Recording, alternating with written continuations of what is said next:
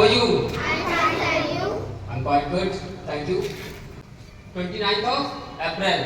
आज ये करेक्ट।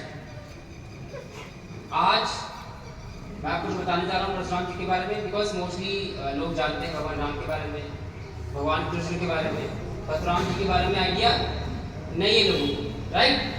मैं बताने जा रहा हूँ। सबसे पहला आपको जानना है कि परशुराम जी का जन्म कहाँ हुआ। वो मध्य प्रदेश में जगह है जनापाव, हिल साइड एरिया, उसका नाम ही ऐसा कि आप जान नहीं पाओगे। क्या नाम है?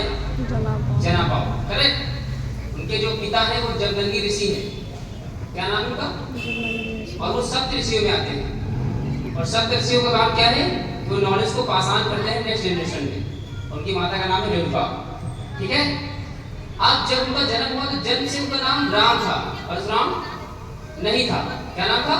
सिर्फ राम था।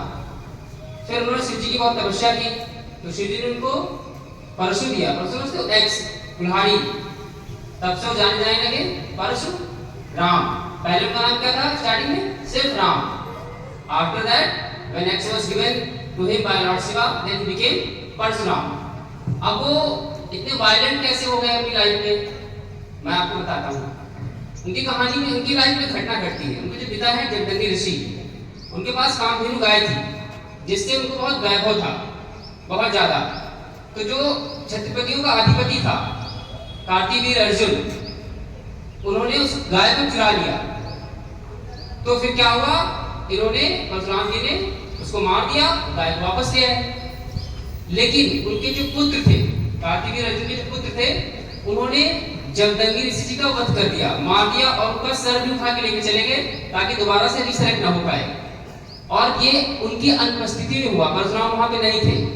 जब उन्होंने ये देखा कि मेरे पिता को मार दिया इन लोगों ने, और वो लोग बहुत अत्याचार कर रहे थे आम लोगों पे, they were doing atrocities on innocent people, बहुत ज्यादा।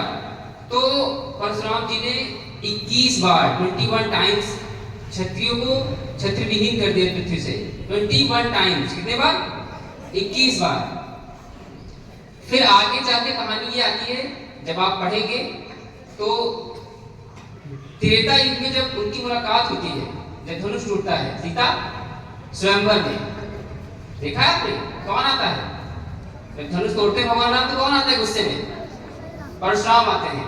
बहुत वायलेंट है, बहुत गुस्से में है, खुद क्रोधित है और दूसरों को भी क्रोध दिला रहे हैं। जब वहां पे एंट्री होती है, अब आप देखिए विष्णु भगवान के दोनों अवतार आमने सामने खड़े हैं, भगवान राम और परशुराम आमने सामने खड़े हैं। और ये पहली बार ऐसा होता है, आमने सामने खड़े हुए और बहुत गुस्सा दिला रहे हैं।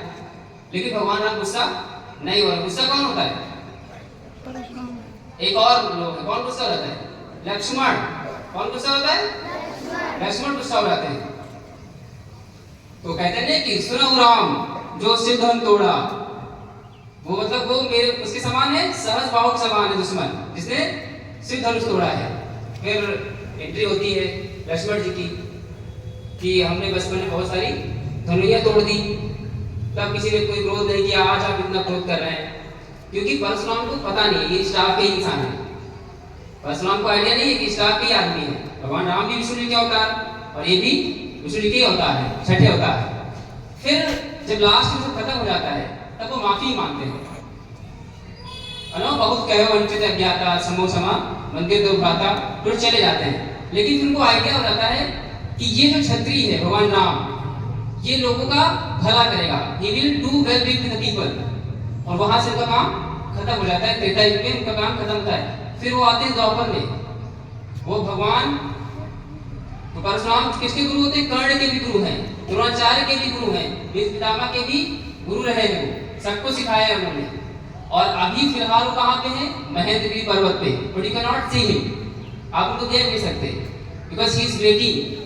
किसका वेट कर रहे हैं? कल्कि अवतार का, because he will be the Guru of कल्कि आल्सो, इट इज बिलीव्ड, ऐसा कहा जाता है। तो परशुराम जी की जो कहानी है ऐसी ही है। और ये वायलेंट क्यों हो गए थे? क्योंकि इनके पिता का वध कर दिया था सहस्त्रभाव जो थे कार्तिकेय अर्जुन के पुत्रों ने, इसी वजह से बहुत वायलेंट हो गए थे और क्षत्रियों को विहीन कर दिया था पृथ्वी से 21 टाइम्स। तो ये कहानी है। और परशुराम के जो गुरु थे विश्वामित्र थे, प्रारंभ शिक्षा उन्होंने उन्हीं से ली थी। तो ये कहानी है परशुराम जी की, और आपको जानना चाहिए, मस्ट नो, क्योंकि मोस्टली हम नहीं जानते उनके बारे में कि इतना वायलेंट कैसे हो गए थे। और शस्त्र और शास्त्र दोनों बहुत इंपॉर्टेंट है आपके लिए, क्योंकि जितने भी देवी देवता आप देखते हो अपने में, उनके सबके पास क्या है? शस्त्र जरूर है, खाली हाथ कोई नहीं है। तो यू हैव टू स्टडी शास्त्र, लेकिन यू हैव टू हैव शस्त्र ऑल्सो टू अंडरस्टैंड योरसेल्फ। तो ये कहानी परशुराम जी की है। Thank you, have a nice time.